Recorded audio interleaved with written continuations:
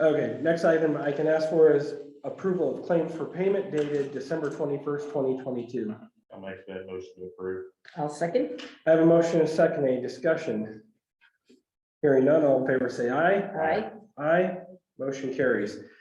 All right, I've got a group of librarians that are going to present to us. And I have, Joan, do you want to take the lead here and introduce your colleagues? Okay, well, I'm Joan Grochow from Eldora, right across the street. This is Lisa Lichwager from Alden and Lori Newby from Union. All right, thank you for being here this morning. So I'll let you ladies take the reins here. Okay, well, you have the PowerPoint, you know, I apologize, I didn't have that in advance, so we got it. As y'all know, I'm a big advocate of the library, so I could talk for hours here about how wonderful we are, the services we provide for Hardin County. I did come up with some statistics that I thought were kind of interesting. I always like to look at numbers. And when we added up how many people actually walked through the library doors in Hardin County this year, it was close to 150,000 people. 148,289 people actually had walked through our doors at different times throughout the past year.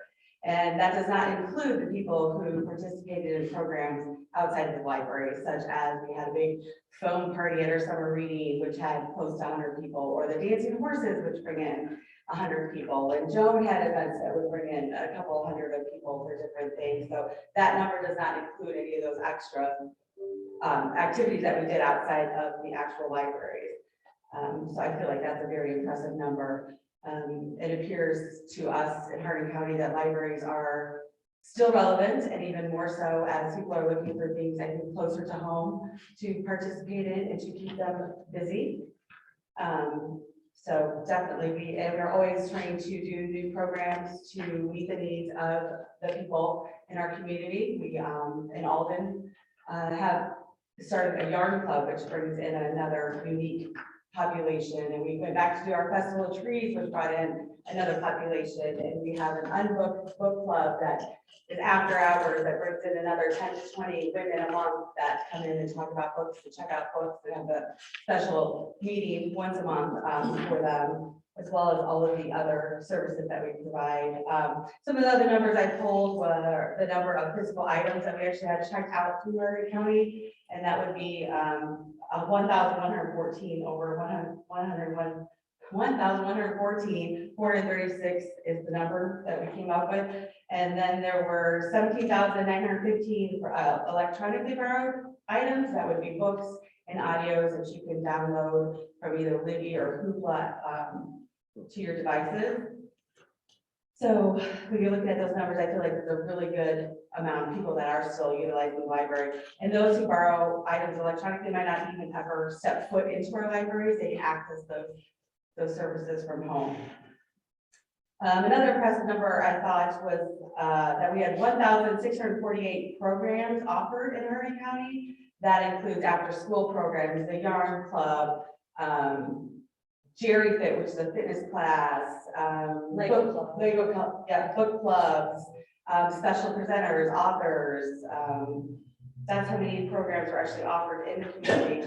And we had 14,252 people attend those programs over the past year. And then the next sheet I gave you here just shows you some of the programs that we did. Primarily summer reading is one of the big things that the libraries all do. So I kind of highlighted those again. You can see in Eldora, they had some fun things like Martika, who was like the fire show, and a magician, Hubbard as well. If you go through, I put different ones for each of the different libraries. Iowa Falls, Ackley. The butterfly tents were a big thing this year at a few of the libraries. So which were neat that they actually had the kids to go in and interact with butterflies in these tents. The kids had a really good time, and a couple of our libraries did that. We also focus on STEM or STEAM activities, whether it's experiments, building things, the e-box, the different coding. We really focus on all of those things as well. So again, libraries are not just the books that you traditionally think about libraries being, they're way more than that.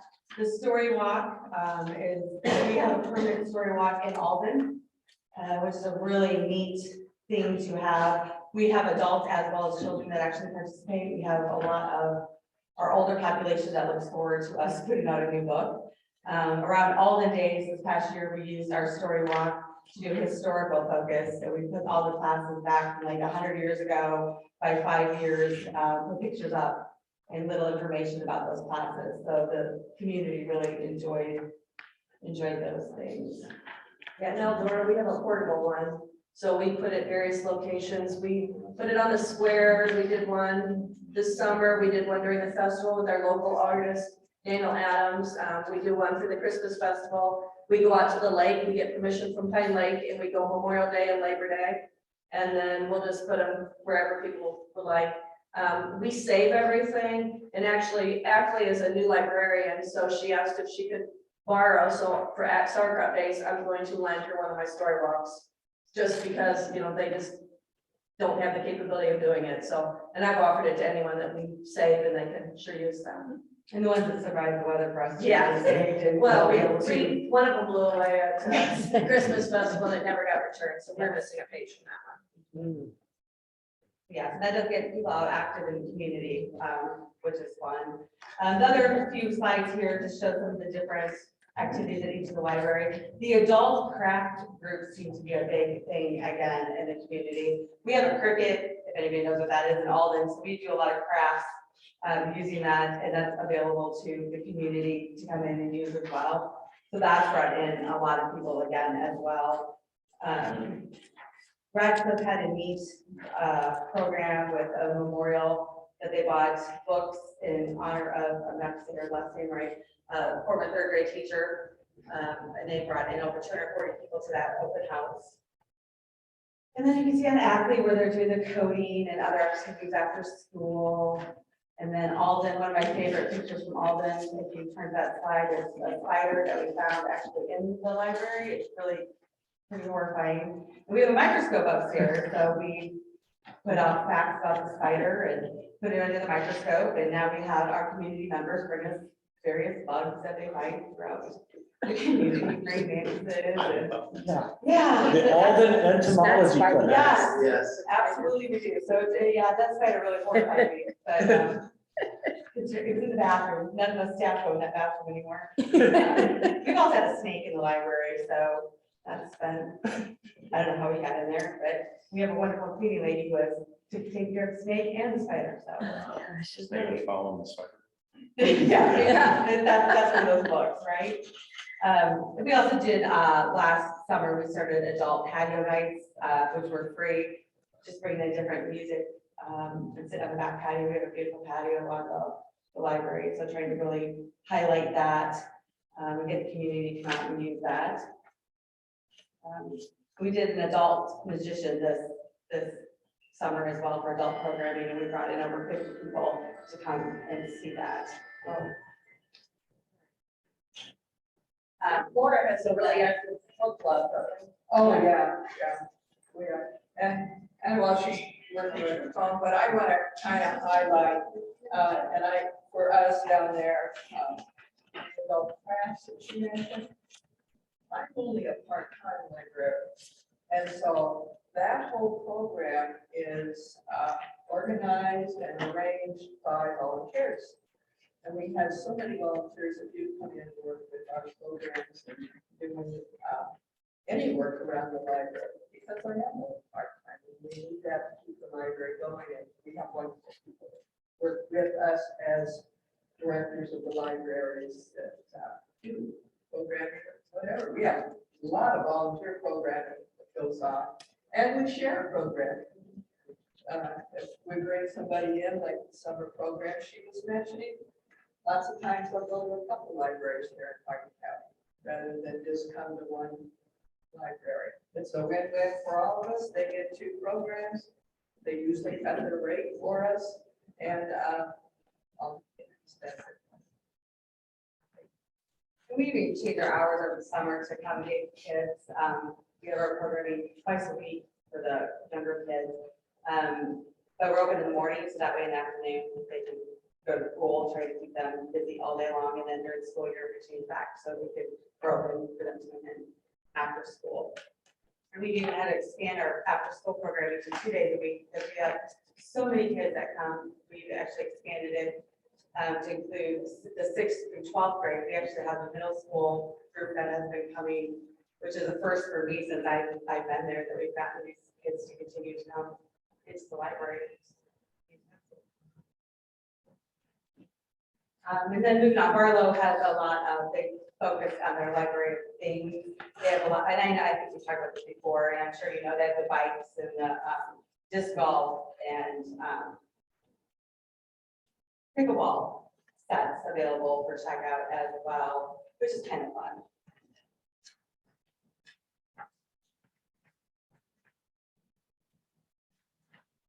And like Eldora, here's Eldora, you've added several So programs. we started two days a week for the elementary kids. We have Legos on the 1st and 3rd and bebop clubs on the 2nd and 4th.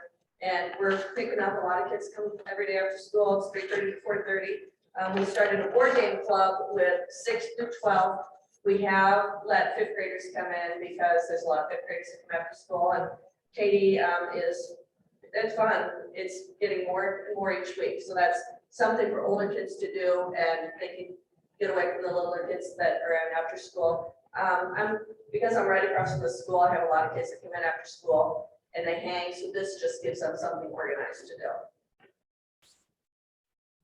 And then the sheet I gave you with those numbers again on the front, and on the back, I just highlighted a few other, and I touched on a few fun and new items this year. Alden, we have what we call the memory lab with Hardin County Endowment Foundation money that we set up so people can come in and digitally transfer their VHS tapes. We have a really cool scanner. You can put 35 photos in at a time and scans them in and makes them electronic, so you can save them. As well as a big scanner and the little slides, the little slides. We have you can come in and do a bunch of those slides at once so you can save those memories and keep them. Fantastic. If you don't do those, the VHS tapes will go away. We also have that equipment, which was about the art we have down there. They can do VHSs so that they go home with memory stick. Yes. And we do that to save our own memories too as well for all of them. We tend to get a lot of historical items. Hoopla is another service I mentioned. That's another way to get digital books. Actually books, audios, magazines, TV shows, movies that we've added in some of the communities. Expanding programs and huge. Eldora also added an adult seating area this past year. Well, several of our directors have attended a workshop put on by the state library about planning for disasters. So we're all kind of looking at disaster planning in the next year or so. Another cool service we have is brain things help now, homework now. We can get online assistance with homework, resumes, job skills, and it's actually fantastic. We sent in several different essays, and they will be sent it into the service, and they go over and come back with suggestions. So it's fantastic for students before they turn in papers, and also for resumes. It's a service you can do your resume and then send it in to them, and they'll give you either live help or suggestions on how to change your resume. That's been very successful for some of my patrons. The Dolly Park Imagination Library is still a big thing in Eldora and Alden, where a book is mailed to kids every month, ages 0 to 5, at no cost to them. Yeah, and the make and take crafts are still very popular in some of our communities as well. Another thing that we've started, I think Iowa Falls as well, are story times specifically designated for home daycare providers or relatives caring for children. They have a special time that they come in the library and just focus on them. And we do story time, and then they can check out materials that they need to use in their daycares. So that's very received very well in our community.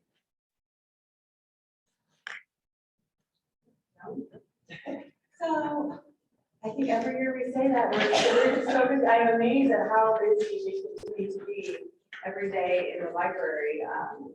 All the people that are coming in our doors and the people we're getting to come back to the library.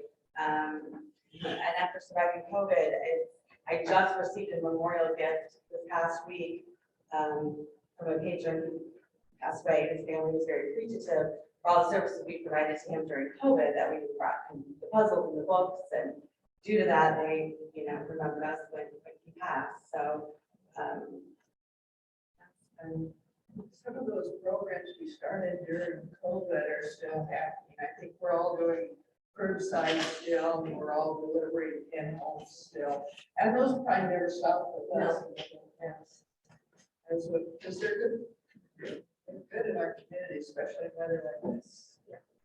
I provide books to the senior housing, whoever needs them up there, drive them up there every 2 weeks. as well, we'll drop them off for some of them. We take them to the open states over there in Conrad. We take our books over there because they can't find a library over there that will serve them. So we serve over there too. We'll take books back and forth. I live in Conrad, so it's no problem taking them over there. We love to share our books too.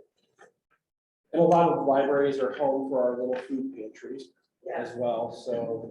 And those were really well received too. I actually received a letter from some of the community thanking us for having those available to them. It's really touched me that ours gets used all the time. Yep. Even though we have a food pantry, it still gets used all the time. And we have taken away fines. We do food for fines. So people have late books, they bring us food and we put it in our pantry. But we put it in sparingly, so it's spread out for everybody in the community, so it's out there all the time. There's always food in there, but it has been well received. We don't do it for movies because we feel like we would never get the movies back or our kids, but all books, they have no fines anymore. I like that. Yeah, I do too. It's really made a difference for stocking the food pantry. And even people that don't really have a fine, they bring me stuff anyway, so. And it's very helpful over the summer when, they are not, there's only a short time that, and all of them that they provide the lunches during the summer, and we really make sure We have a volunteer that takes care of ours, and there she just comes in and looks at it, and so I never have to worry about it. It just stays stocked. And we also partner with the food bank right there in Union that's only open once a month. So they bring food to us and people give to both of us. Yeah. Good. And we're sneaking in some cooking for our older kids for our after school program. They don't realize that they're learning skills, but sneaking them into, especially using items that you would maybe get from the food pantry or out of the food pantry to make meals so they can do those at home. Nice. Sure. Tom. So, yes, and I went I went up to Ackley for their after-school program to do some discussion with the kids. And then I have one plan to go up there they have an adult group that comes in late maybe noon or something to do disaster planning. So we can process through the year. We can certainly do it. Well, I appreciate what you ladies do throughout the county. A couple of you know that librarians have a special place in my heart. And so one of them is my mom. And so I think she's in year 56 of the science. And so I appreciate what you ladies do. And I know that it's a big part of our community. So thank you. And during the budget process, we will work to make sure that we maintain or exceed the current funding. Awesome, thank you. All right. Thank you so much. Thank you, ladies. Yeah, Appreciate thank you your for time. coming. I'm going to leave a copy of their report in the auditor's office in case somebody public would like to.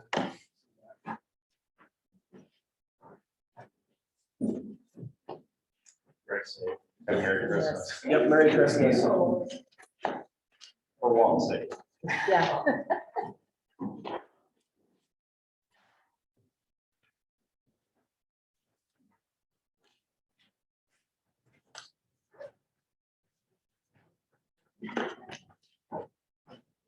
Take care, Laura. Thanks. You got it. More. All right, the next item I have for consideration is to approve resolution 2022-42. This is authorizing engineer Rawl to sign the DOT contract for the bridge that was approved last week for the amount of $649,706.70. Make a motion to approve the resolution. I'll second. Okay, I have a motion and a second. Any discussion? Taylor? That is, it's all digital now. Right, and that's what I thought, everything would be DocuSign, and so, okay, roll call? Aye. Aye. Aye, motion carries. Next item I have is discussion and approval of utility permit fees for private utilities. I had talked to engineer Wall about this, he had his annual annual conference last week, okay. About utility permit fees for private utilities for road crossings. This doesn't have anything to do with any of the other type of permits, but this is just road crossings only, whether they're bored, trenched, trying to think what else, other means, just excavating. And so I also had asked Attorney Meyer and Engineer Rawl to discuss this matter as well. And having talked to Attorney Meyer today, I would just ask that we implore Attorney Meyer to get some language prepared for us for next week or following week, sooner than later, to get something in regards to private utilities and road crossings crafted and get that taken care of sooner than later to protect the interest of our public roadways in regards to private utilities. Would you like to add anything, Daryl? I think the challenge is going to be defining either the term private utility or defining private or defining utility. I've got some ideas about that. The code does provide some definition of public utility. It relates to delivery of gas or electricity to homes and communication to the public, water to the public, or sewer and stormwater from the public. But I know there are other code sections and other rules, administrative rules that more broadly define utility to address more things than that. So I want to just make sure we're not over-inclusive or under-inclusive. And then I thought maybe what would make something private rather than public utility might be just the number of folks that are actually benefiting from it. And so maybe defining private as less than whatever the magic number is, so that it's really not available to the public. It's really intent, it appears to be a project designed more for private use. So those are some of the things that I'm wrestling with right now. So just want a little more time to come up with the right fit for this. We only had one this year that I can think of. It was a private water line meant to feed livestock. Okay. I was wondering, if I wanted to run a private electrical line across my property through a road to maybe power a heater for a livestock tank or a pump or something like that. That was one of the things that I could see. But if your utility company is the one doing it for But you, if you do wouldn't it- it be private, wouldn't it be public then? What if you're just going to, Yeah, do it yourself. Do it yourself. Private, correct. right? That's what I'd say. So. Thoughts, Lance? Well, you got tiles that run under the road, private tiles, one of them as well, district tiles. But one of the definitions under chapter 476 is kind of the starting, platform for defining public utility.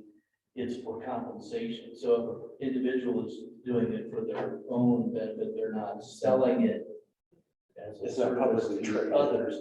And my concern was, well, what if three neighbors want to go together and do something, is that, you know, again, that's not available to the public. So I just want to make sure we're not over inclusive or under inclusive and, you know, just, How about something in the lines of like ownership of a road? If a person owns both sides of the roads, no matter what, just even in the same group, if they own the property up the road. Maybe you want to exclude those because they own both sides. and would that include just ownership, or would that include any sort of right to? Ownership is what I was saying, yeah. But I just come up with ideas. I don't. Sure, right, and that's something I'll look at too. It's, Which pretty much covers that water line, but Daryl covered that earlier too. And I can't remember if it was on his property. It was a pretty good line, so he might have gone through somebody else's property, but he would have an easement for that. so if it's our right of way over the landowner's property, then that might be outside of what we're looking at something that's maybe more of a,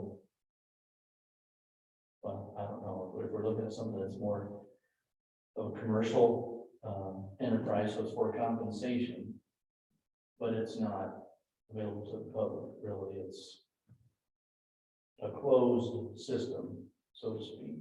Okay. And so I'm just trying to, I'll come up with some various options. Okay. Okay.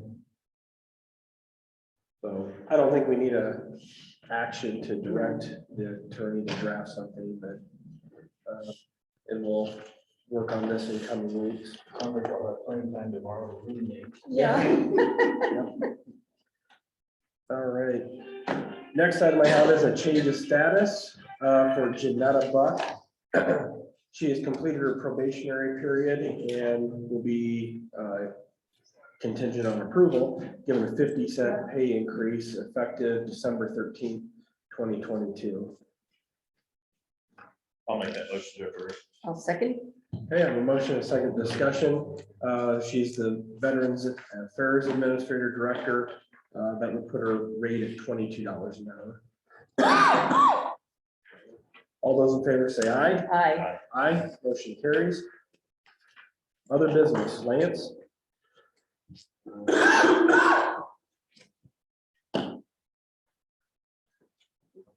Renee? Stay off the roads if you can. This week, the rest of the week. So, Merry Christmas. Yes. county office buildings will be closed tomorrow for inclement weather, and I'll work with Sheriff McDaniels and Emergency Management Coordinator Creighton and Engineer Rawl to make a decision on Friday sometime during the day tomorrow. And I'll echo what Lance said, Merry Christmas to everybody, Happy Hanukkah, and with that, I can ask for adjournment or recess. I think, are we closed Monday? Yep, and For we're closing Christmas, it. Monday and Tuesday? Yep. Okay. So, I know the courthouse is open on Tuesday, so I'll be working. Judicial branch doesn't align with our Oh, vacation. that's right. Okay, so just the clerk of court's office Right. will be I don't open know on if that means Tuesday. security, that should be Yep. Tuesday, but and I think Tina and Carrie have, and David have arranged that, so, yep.